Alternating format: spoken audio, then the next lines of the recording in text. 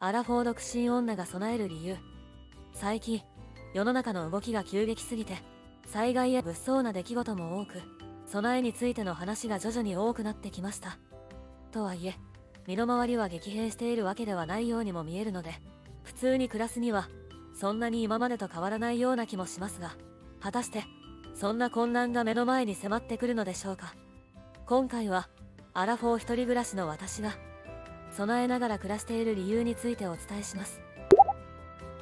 備える目的はいつ起こってもおかしくない災害とインフレによる物資不足、両方に向けたものです。私は何の専門家でもありません。一人のアラフォー独身女がこうやって解釈し、用意を実践しているのだなと、一つのやり方として見てくださればと思います。災害は引き続き起こり、インフレは続く。世界で起こる地震の2割が、地球上の面積に占める割合たった 0.28% の日本で起こっているそうです。毎日、報じられないだけで、体に感じない地震が無数にあり、2022年に入ってからは特に、国内のあちこちの火山も活発になっています。そんな中で、どの地方に何が起こってもおかしくありません。また、大雨、大雪なども含めると、交通機関が麻痺し、物流網が滞ることは、今後頻繁に起こり得ます。一度災害が起こってしまえば、被災地の近辺では、一瞬で物資がなくなってしまいますし、停電していればお金も下ろせません。そこまでに、備えを何もしていなければ、災害そのものから身も守れたとしても、そこから先の生活維持が難しくなってしまいます。また、3月に入ってから、円安が急に進み、そして、この世界情勢で、為替、物流の両方が要因となり、輸入がますますしづらくなっています。輸入がしづらいのは、どこの国も同じ状況なのですが、日本は、円の価値がだんだん下がってきて輸入するときに買い負けるという状況になってくるのではないかと思っています。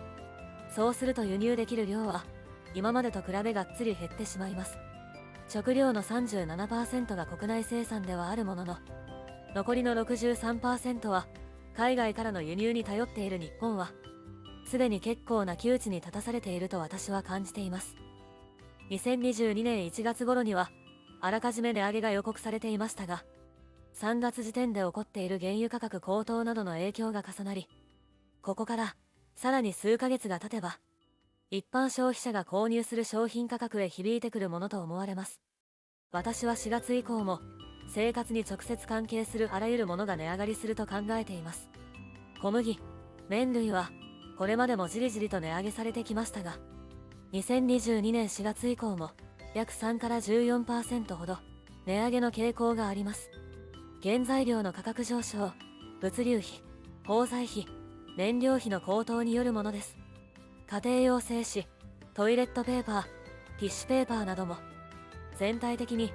価格はこれまでより 10% 以上高くなる見込みだそうです。大企業の値上げには中小も追随せざるを得ないので、今後も業界全体の相場がじりじりと上がっていきます。大手小売などでは、6月末まで現行の価格に据え置きをすると発表がありましたが、その裏では、原材料の高騰は着々と進んでいます。売り出しのお値段をギリギリまで据え置いてくれることは、消費者には大変ありがたいことですが、企業の利益はどんどん削られ、そこで働く人たちの給料にももちろん響いてくることになります。値上げしても必要なものは必要ですから、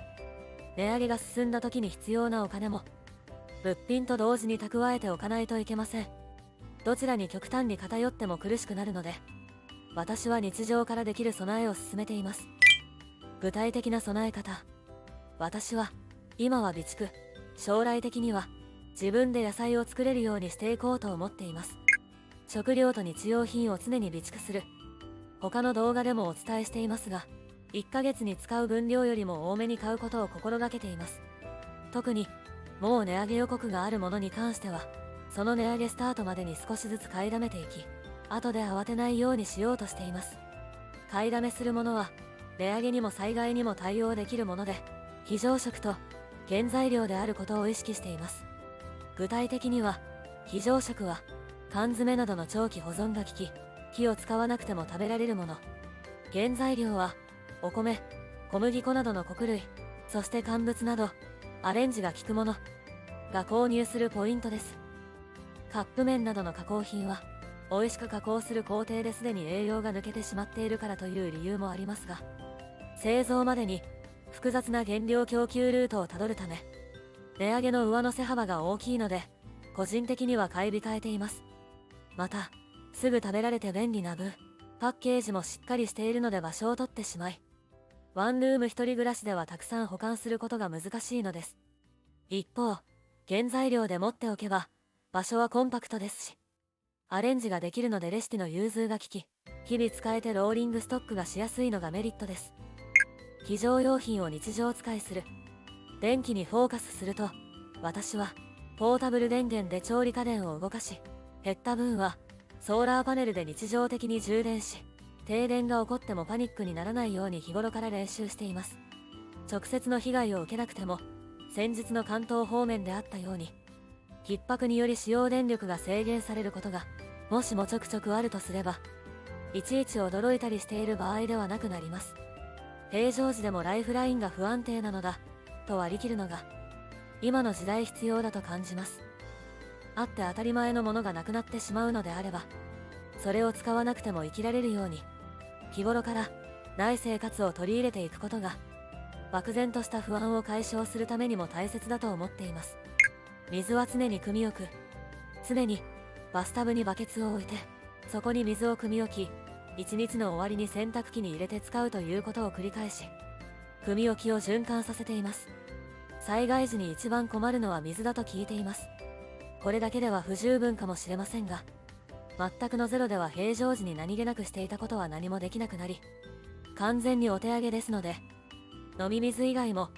少しでも水を確保できるようにしています。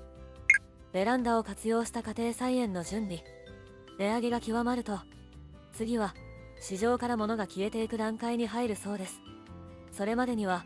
買い物に 100% 頼らずに生活できるよう、現在準備を進めています。夏過ぎには大体の値上げ第1段階が終わっていますので、そこまでにある程度のベランダ菜園が運営できるように目指しています。